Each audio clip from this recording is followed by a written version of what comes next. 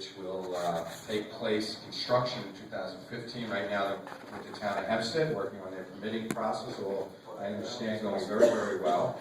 And that is obviously good news for us, because not only will it make certain that we don't have an eyesore in the center of our town, but we'll actually have a vibrant entertainment center with an entertainment district. It creates jobs, it's going to add sales tax back to the county, help keep our county going, and allow us to do a further phase 3 development right there at the hub, which we're very, very excited about. At the same time, we shedded every single cost that traditionally you've paid as taxpayers. You no longer pay the utility bill. It's about $2 million a year.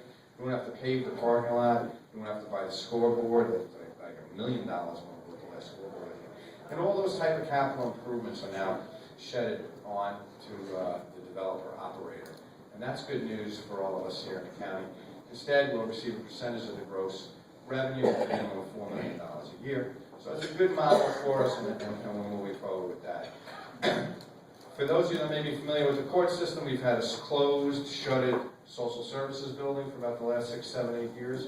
That's going to be converted to a new family court. Our present family court was voted the worst family court in the state of New York in terms of structure. Anyone that practices there or has, had the opportunity to be there understands what I mean. I think this gentleman does what so we have that project, should get going shortly. That's another exciting project for us. In addition, we'll be building a new crime lab. Many of you may have followed that story. We hope to get to construction this year on a new crime lab. And those are all exciting things.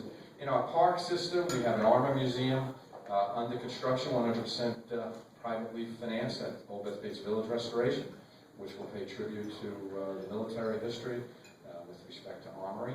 And it'll be the only second one in the nation of its kind. We have that under construction.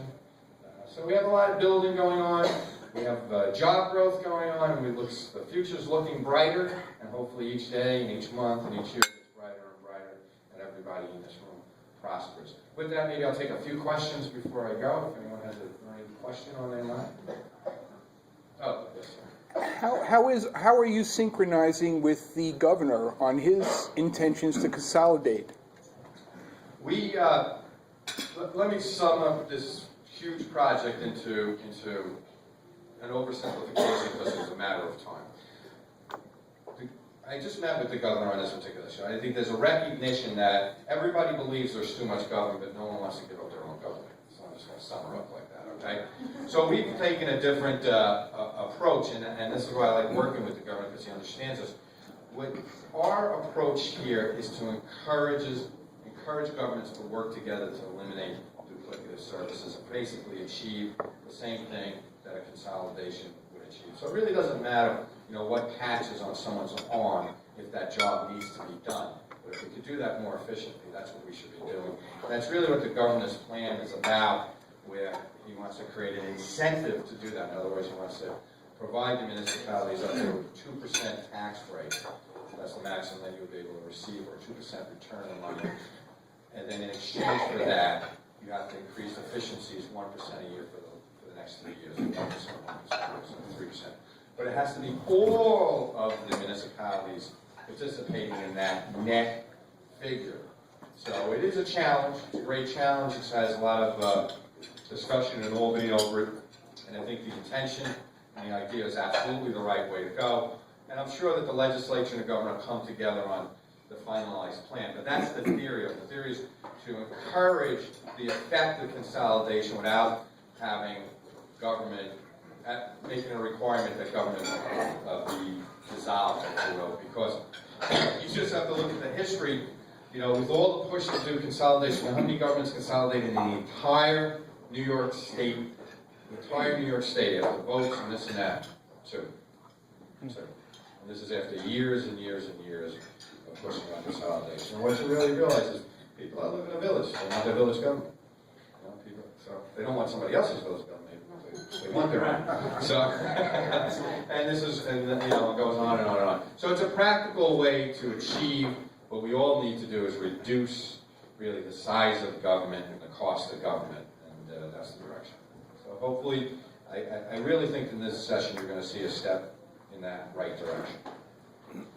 Any other questions? Yes, sir.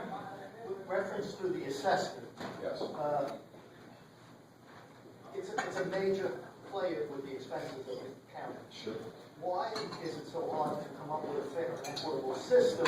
And I understand about the law that we have to pay out on these assessments. Well, the major problem is in Nassau County now, after the last Court of Appeals decision, we don't have the jurisdiction to change the system ourselves. That's the easy way to say it. That's a very sad thing.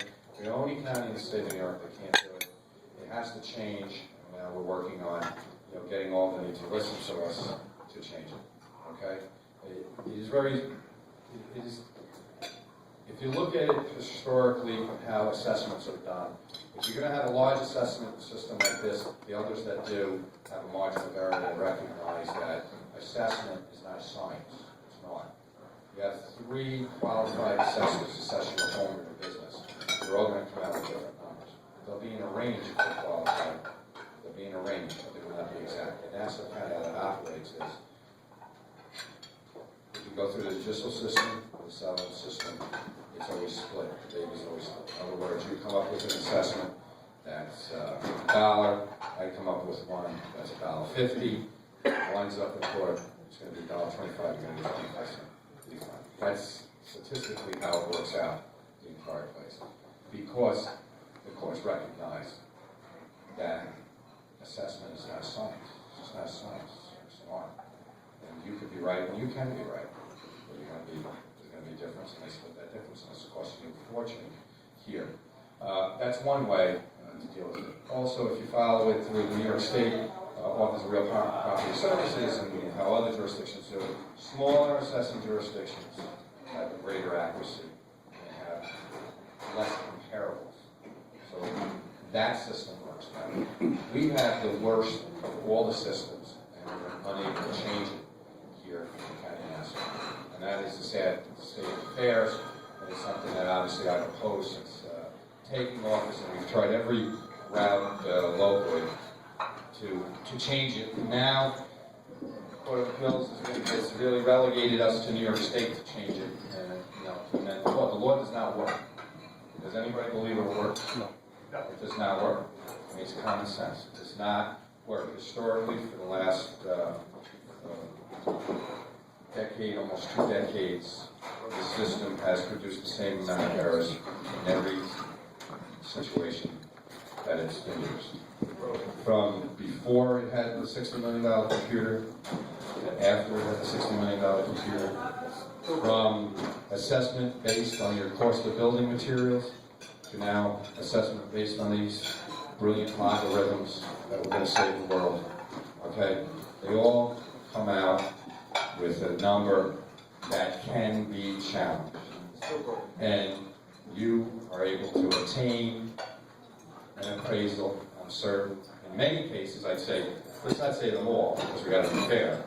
Maybe like 80% of the cases we'll be able to come up and find, produce evidence that would create doubt that it's exactly right, and we'll create it. So what we've done here in the county is recognizing that is, with respect to residential, we give you that day in court before your roll is set. In other words, we tell you what your number is, and you have to come in and tell us why we're wrong before we set the roll. So for the last 2 years, there's been no refunds, there's no economic harm to any of you, because all of that economic harm comes to our residents and our commercial business owners. There's no economic harm to you coming from the residential assessment, because they're all settled, and everybody has to pay for it. As far as the commercial ones, they basically will participate in the system if they get paid for the cost, and that's been stuck up in politics. So hopefully that day, and common sense will come, and they'll stop paying 9% interest and pay the past debts that we owe and not pay the future debt. And that's basically the economic end and stopping the economic bleeding of it. But as far as the operational end of assessment, you have to have either one of those 2 recognitions. You're going to have a smaller assessment system, smaller jurisdictions. And by the way, we have smaller ones on the island here that work. They don't have these large errors. They don't have these large discrepancies because there's a lot less of impairment. So that's one way. The other way is recognizing the margin of error. And of course, we're open to all other suggestions, but this is what the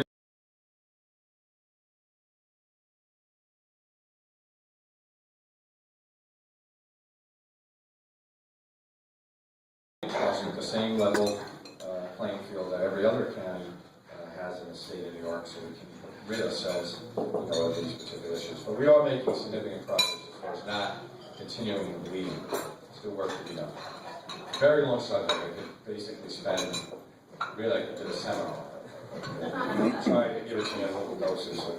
But I think you all understand it doesn't take scientists to understand that this legislation that we have to abide by does not work. It enriches a lot of people. It costs a lot more people a lot more money. It hurt our economy because it drives up real property taxes. I haven't raised taxes in 4 years, but it has driven them up to the point where our commercial real estate base in some areas in Nassau County is more than 2 times that of Suffolk. The reason? Assessment. Okay? So there's no magic dollars. Everybody says, oh, don't put it on me. There's no magic dollars. You only have one pocket. You only have one pocket. That's why you want to solve these things. To be honest with you, I saw it in the county guarantee, which we're going to do locally, because that would have been the intention of the school districts and every other municipality in here to come together and work with us to fix the problem. Because not recognizing the problem, say, oh great, it'll be just their problem, that's still your problem. That's still your collective problem, and don't kid yourself. And that's the reason we want to bring everybody in, because when everybody has a dog in a hunt, that's when things get rectified. And that was, So anyway, we're going to have to persevere with New York State. Hopefully over the next year, we get relief, legislative relief, so we can move forward and stop, change the present system, which really needs to be amended. That's it. All right, take care.